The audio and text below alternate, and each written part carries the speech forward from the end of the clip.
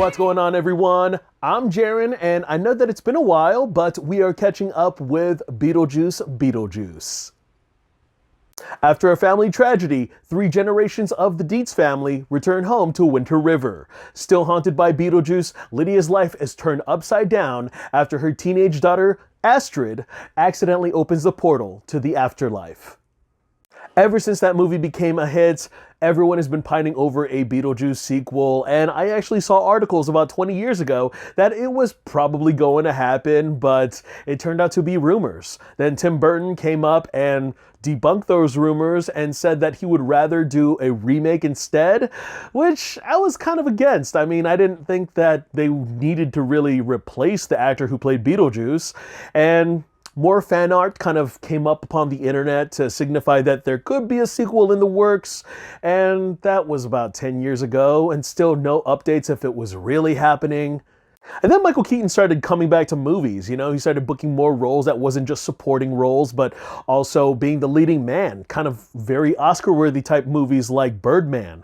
And then Winona Ryder, she kind of disappeared from the Hollywood scene, and then she starred in Stranger Things, which became a big Netflix hit, and she started getting more side projects. And with Tim Burton, his later stuff got a little bit wonky, and he stopped doing movies for a while. He really focused on the Netflix's TV show Wednesday, which became a hit, and then out of nowhere, long and behold, we got what we were asking for, a Beetlejuice sequel announcement. It became official. They were bringing back the juice. Personally, I didn't think they had much to say after that original film. I mean, it's a classic, but it really only pays off the titular character with only 17 minutes of screen time. He's kind of like Godzilla, where he's giving little moments to shine, but his looming presence just somehow makes him iconic after all this time with the fan base. It's not like Hollywood's first attempt to make a sequel directly after the success of the first one, but they went through many obstacles and different writers and iterations of what this sequel could be like. And given Tim Burton's track record, he has not done a sequel since 1992's Batman Returns, with starring Michael Keaton, of course. And I know that the talent and the creatives, they weren't going to agree to do this movie unless the script was going to be right. After 36 years, this installment will by no means be as great as that original film. A lot of sequels that really have jarring age gaps tend to fall into that category recently, and it's only because we grew up with that very first film. And on that note, I would have to admit that I had an absolute blast with Beetlejuice. Now, the marketing and the trailers did nothing for my anticipation, but I was genuinely excited to see these returning actors slip back into their colorful characters.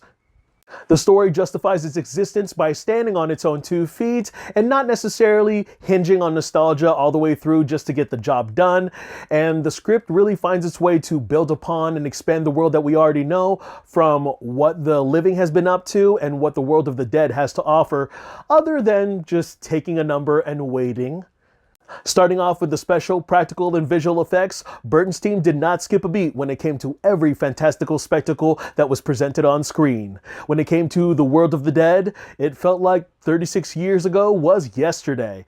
And, Beetlejuice's business is still afloat and struggling. You got a homicide department in the afterlife, and crossing over to the great beyond is just as taxing as going through customs at an international airport. The costume and makeup designs for even the new characters were brilliantly crafted and showcased. One of my favorite elements when it comes to the afterlife is how every single ghost and ghoul are very distinctive, giving you a little bit of the grotesque and outrageous details of their recent demise.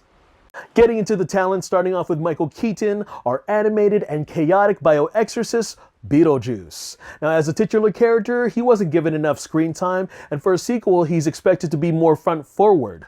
But with the direction, the script, and with the irresistible talent of Mr. Keaton, that magic is never spoiled.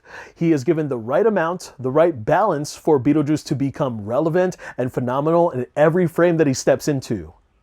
We do get a little bit more of his backstory, which I found very interesting, and we have his reunion with the Dietz family, as well as a few troublesome run-ins when it comes to his side of the fence, and it really gives the character a lot to do under a lot of pressure with so little time.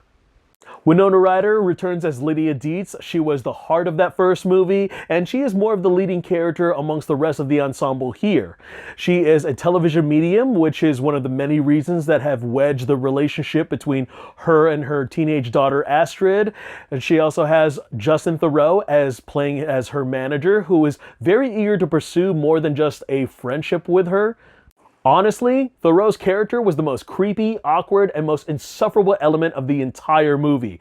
I was fucking infuriated with how much attention was given to this character and his arc with Lydia, and what made me more frustrated was just a lot of the things that he was able to get away with some of the things that he does, some of the things that he says, without Lydia being opinionated or voicing her concerns with her lack of decision making.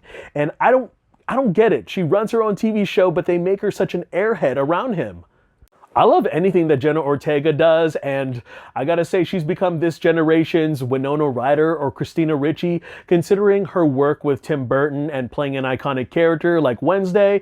Speaking of which, I have not seen her work as Wednesday, but after seeing this, I might actually give it a shot. And here she plays Astrid, a angsty teenager who is at odds with Lydia. Eventually, we do get those valid reasons of why there is tension between mother and daughter, but there is not enough meat on the bones with the narrative to warrant the amount of sympathy and emotional impact when it comes to this arc. And I really feel like that could have gone for the same with Lydia's father. Had they spent more time fleshing out those more tender moments, it would have brought those arcs to full circle. A lot of the best humor, a lot of the best laughs came from Catherine O'Hara's Delia Deeds.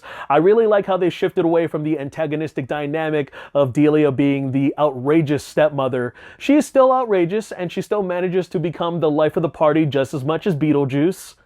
The introductions of Willem Dafoe as Wolf Jackson and Monica Bellucci as Dolores were outstanding. I love their character designs, especially with Wolf Jackson's persona and past life projecting about his purpose and what he does in the afterlife. And then you have Dolores, who's pretty much a live-action iteration of the Corpse Bride. The highs of her origin story and supernatural abilities sadly withers away as the story progresses because she is suddenly reduced to the hot chick slash crazy ex who runs around halls screaming, "Where's Beetlejuice?" Which boils down to the biggest flaw this movie is guilty for: taking a page out of Ghostbusters' Frozen Empire. This movie was overstuffed. There were too many characters, they were trying to do so many things all at the same time with multiple story threads that the narrative had a difficult time in deciding which synopsis was the core one to follow. And there were some story arcs that I found more interesting than others, and unfortunately, those were short-lived. You could honestly rip out the characters of Willem Dafoe and Monica Bellucci out of the script, and it wouldn't have affected the movie's flow or fate in any way, shape, or form.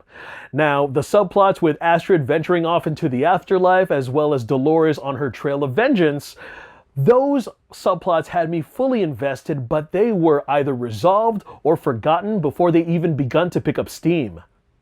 Overall, it was a good thing that all this colossal of story threads came together for an entertaining and crowd-pleasing third act. Otherwise, this would be more on the negative side for a review. Now, this isn't the return to form of Tim Burton that fans were hoping for, but there is a lot to appreciate and to adore from this sequel. As I said in the beginning, it is nowhere near as bold as that original film, but I do plan on rewatching this for spooky season. In the rules of three, I really expect Burton to break the mold and complete a trilogy for this one. Alright guys, that's all I got to share about that movie. Go ahead and check it out if you want to while it's still playing in theaters. I'm Jaren Agbanawag. Look forward to more reviews, and I want to thank you guys for taking some time out of your day to hear me talk some movies. Take care, and I'll see you guys at the theater.